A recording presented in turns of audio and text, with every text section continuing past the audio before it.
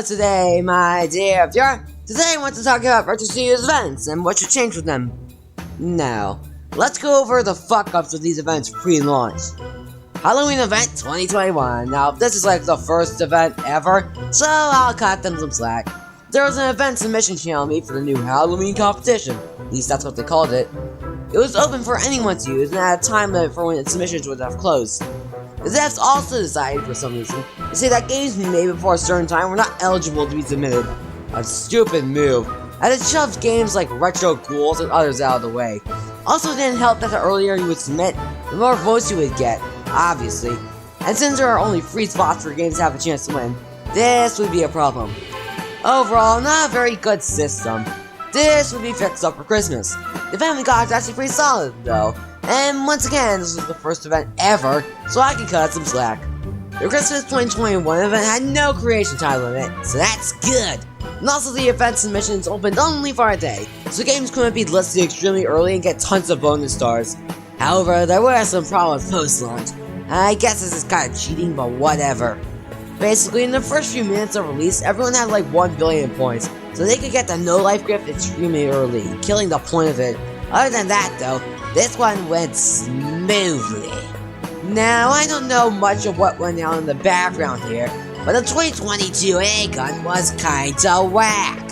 From what I can tell, Hip Hop Benny made the A-Con game and showed it to the admins, or admins found out about it, and decided to make it the A-Con game for the year. They switched up the eggs, and tested it to make sure it worked for the release. I find it weird how they kinda just got approved with no game submissions contest or really anything. Now, take this with a grain of salt once again. I have no idea what's been on behind the scenes, so correct me if I'm wrong. Now, most of the problems with submission-based events are fixed. However, there is still one major issue with these. It's that the quality of the event is solely based on the users. Now I get it. You want your community-focused game to feed itself, so what better way than to have the users make the events themselves?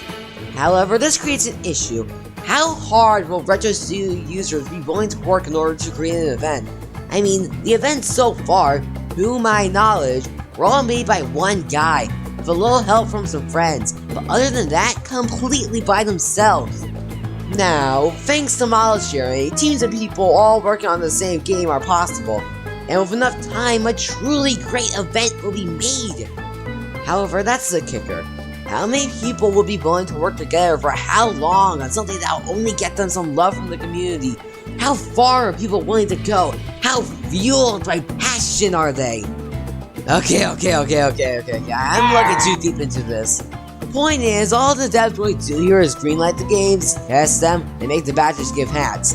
Other than that, it's completely up to the users to make a good event, and that's gotta be a lot of pressure, I think. Now, don't get me wrong, I like the submission events.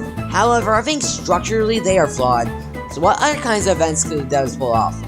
Well, I've got some ideas. By ideas, I mean scouting my brain for random old Roblox events that I remembered existing. Firstly, why not have combat-focused events? Stuff like pinball tournaments Roblox managed to pull off themselves back in 2007. So why not now? And that was when Roblox had thousands logging on and playing at all times. RetroStudio peaked at 2,000 players a year ago from a Flamingo video. I think that devs could pull off a small tournament. Combat not a good idea due to the balances or whatever? Why not a building contest? Roblox had the domino rally in 2007, which had users make their own domino track. There are also other building contests, like the homestead furniture making contest. I assume it would be relatively easy to hold a building contest for users to show off their skills. What about a treasure hunt across many games to solve puzzles and get prizes? How about making a summer games event that made well-known quality games with varying gameplay, give player points that gave items at the end of the event for playing certain amounts? Hell, you could even make a mini Bloxy's event. I remember when many users created Dandy ones in 2021. What I'm saying is that there are many different ideas for different types of events that will create more community feedback and fun for the players. RetroStudio is still very young, so I think the devs should experiment more with different kinds of events. If you don't want to, I get it. The submissions events still work to an extent. I'm just listing different ideas that might be fun to try. Well, that's all I gotta say. See you next time when I review Book of Monsters. Now subscribe or else Avery will chop you up from the inside with a sword!